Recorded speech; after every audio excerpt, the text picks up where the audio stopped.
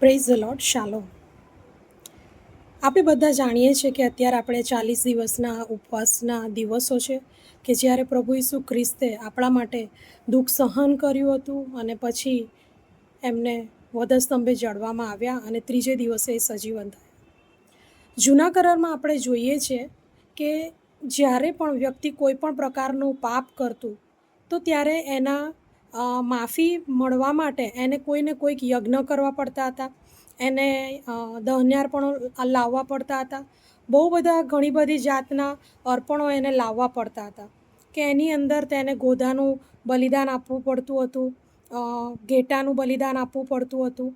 અને એ વખતે આપણે જોઈએ તો એ વખતના સમયમાં લોકો પાસે એ બધી વસ્તુઓ એવી હતી કે તેઓ અર્પણ કરી શકતા હતા. અને જેની પાસે કદાચ અર્પણ કરવા માટે કંઈ ના હોય તો છેવટે ખાવાની કોઈ પણ જે લોટ છે એ પ્રકારનું પણ અર્પણ ચડાવવામાં આવતું હતું કે જેથી તેને તેના પાપોની માફી મળે. એ પછી જ્યારે પ્રભુ ઈસુ ખ્રિસ્ત આવ્યા ત્યારે પ્રભુ ઈસુ ખ્રિસ્તે આપણને એ બધા અર્પણોમાંથી આપણને મુક્ત કર્યા. અને એ પછી પરમેશ્વરે જેવી રીતે ઈશ્વરે પોતાનું જીવન આપણા માટે આપ્યું તો ઈશ્વર પણ આપણી પાસે અત્યારે એવું કોઈ બલિદાનની અપેક્ષા આપણી પાસે રાખતા નથી. કે જ્યારે આપણે પાપ કરીએ છીએ, આપણે પ્રાર્થના કરવા બેસીએ ત્યારે આપણે શું કરીએ છીએ? આપણે માફી માંગી લઈએ છીએ, વાત પતી ગઈ ત્યાં.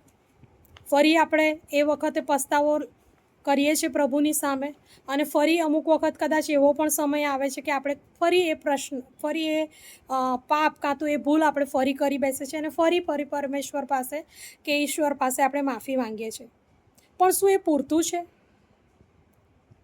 પરમેશ્વર કાં તો ઈશ્વર આપણી પાસે શું અપેક્ષા કરે છે? જૂના કરારમાં આપણે અત્યારે જે ડિસ્કસ કર્યું એ વસ્તુ જો અત્યારે હાલમાં હોત તો કોઈ વ્યક્તિ શું એની સામે ટકી શકત?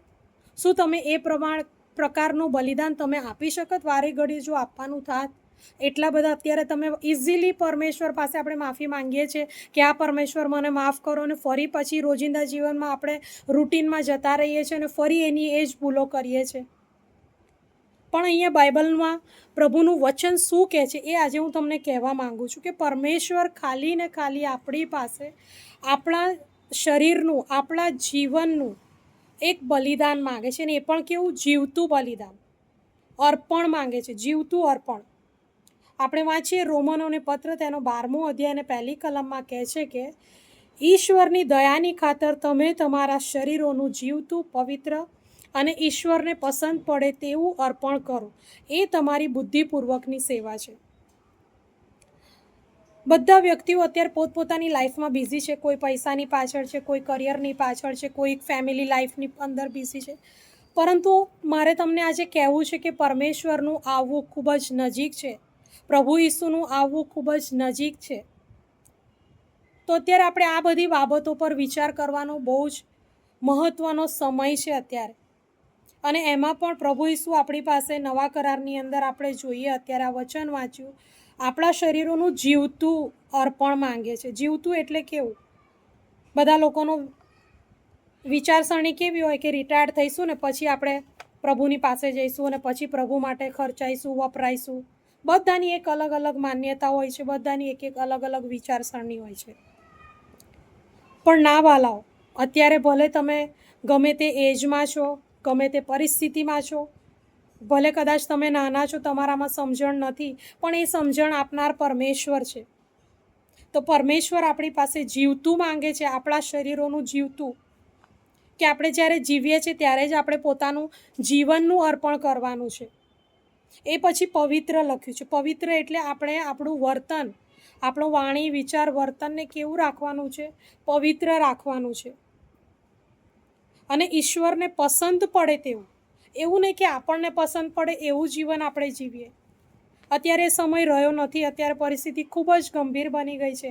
પરમેશ્વરનું આવવું નજીક છે ત્યારે આપણે અત્યારે જોઈ રહ્યા છે કે યુદ્ધ થઈ રહ્યા છે. બધી ભવિષ્યવાણી બાઇબલની અત્યાર સુધીની બધી પૂરી થઈ છે અને પૂરી થવાની છે આગલા દિવસોની અંદર.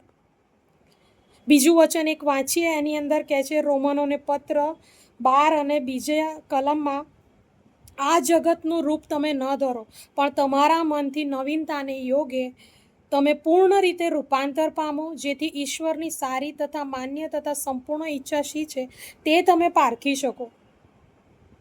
ઘણા બધાને પ્રશ્ન થતો હશે કે જીવતું અર્પણ કેવી રીતે કરીએ. કદાચ કરી પણ દીધું, પણ પરમેશ્વર અમને શું આપશે? અમારી તો પરિસ્થિતિ આવી છે. ના વાલાઓ, પરમેશ્વર ખરાબ પરિસ્થિતિને પણ શ્રેષ્ઠ પરિસ્થિતિ બનાવી શકે છે. આજે આપણે એ બધા વિચારો છોડી દેવાના છે અને આપણે જગતની રીતે વિચારવાની જરૂર નથી. કારણ કે પરમેશ્વરનું વચન કહે છે કે જગતનું રૂપ તમે ન ધરો, પણ આપણે પૂર્ણ રીતે રૂપાંતર થવાની જરૂર છે કે જેથી કરીને પ્રભુ ઈસુની જે સારી અને માન્ય અને સંપૂર્ણ ઈચ્છા શી છે આપણે પારખી શકીએ. આપણે આપણા રોજિંદા જીવનોમાં કદાચ કોઈકને કરિયરમાં ક્યાંક આગળ વધવું છે, તો એ બધા પ્રયત્નો પોતાના મનથી, પોતાને વિચાર શક્તિથી, પોતાની બુદ્ધિમત્તાથી એ પ્રયત્નો કર્યા જ કરશે. પણ જો એની અંદર પરમેશ્વરની ઈચ્છા નથી તો એ બાબત થવાની નથી વાલાઓ. પછી હારીને થાકીને આપણે બેસી જઈએ છીએ અને પછી છેલ્લે પ્રભુને યાદ કરીએ છીએ કે પ્રભુ હવે તારી ઈચ્છા પ્રમાણે થવા દો. ના વાલાઓ, અહીંયા આપણે એ બાબતોને ધ્યાનમાં લેવાની જરૂર છે. આપણે પ્રભુને કહેવાનું છે કે પ્રભુ તારી ઈચ્છા તું મારા જીવનમાં પૂરી કર. પ્રભુની ઈચ્છા શું છે એ આપણે જોવાની જરૂર છે કે પ્રભુ તારી ઈચ્છા હોય એ પ્રમાણે તું અમારા જીવનમાં કર. કારણ કે પ્રભુની શીખવેલી પ્રાર્થના આકાશમાંના બાપ પ્રાર્થનાની અંદર પણ આપણે બોલીએ છીએ કે પ્રભુ તારી ઈચ્છા જેમ આકાશમાં તેમ પૃથ્વી પર તારી ઈચ્છા પ્રમાણે થાવ. પણ શું ખરેખર આપણે એ પ્રમાણે કરીએ છીએ વાલાઓ? શું ખરેખર આપણે એ પ્રમાણે ચાલીએ છીએ? શું દિવસભર આપણે પાપ કરીએ છીએ ત્યારે રાત્રે એ પાપની માફી માંગીએ છીએ? આપણે કોઈ પણ એવી બાબત, આપણું વાણી, વિચાર, વર્તન કેવું હતું દિવસ દરમિયાન એના પ્રત્યે આપણે વિચાર કરીએ છીએ? પણ હાલ જ માન્યકાળ છે અને હાલ જ તારણ છે વાલાઓ. તો આવો આપણે આપણા જીવનો પર વિચાર કરીએ અને અત્યારના આ જે લેન્ટનો સમય છે એની અંદર ફરીને એકવાર પ્રભુ ઈસુ ખ્રિસ્તને આપણે સોંપાઈ જઈએ અને ખરા અંતઃકરણથી પોતાના પાપ, અપરાધ, ગુનાની ક્ષમા માંગીએ. જૂનું માણસપણું છે એને છોડી દઈએ અને નવું માણસપણું અપનાવીએ. પરમેશ્વરનું વચન કહે છે કે તમે આગલી વાતોનું સ્મરણ કરશોમાં, કારણ કે જુઓ હું નવું કામ કરનાર છું. જો તમે એની એ જ વસ્તુને વાગોળતા રહેશો તો એ વસ્તુ ક્યારેય બદલાવાની નથી. પણ તમે જે જૂનું થયું છે એને ભૂલી જાઓ, કારણ કે પ્રભુ ક્યારેય આપણા પાપોને ફરીથી યાદ દેવડાવતા નથી. આપણે જ્યારે માફી માંગીએ છીએ ત્યારે પરમેશ્વર એ બાબતોને ભૂલી જાય છે અને આપણને આગળ ચાલવા માટે મદદ કરે છે. તો આપણે પણ એકબીજાના પાપોને યાદ ન કરીએ અને એકબીજાની ભૂલોને આપણે માફ કરીએ અને આગળ ચાલીએ અને આપણે આપણું પોતાનું અંતઃકરણ શુદ્ધ કરીને પ્રભુના માર્ગમાં ચાલીએ. પોતાના શરીરોનું જીવતું, પવિત્ર અને ઈશ્વરને પસંદ પડે તેવું જીવન જીવવાને આજે પ્રયત્ન કરીએ.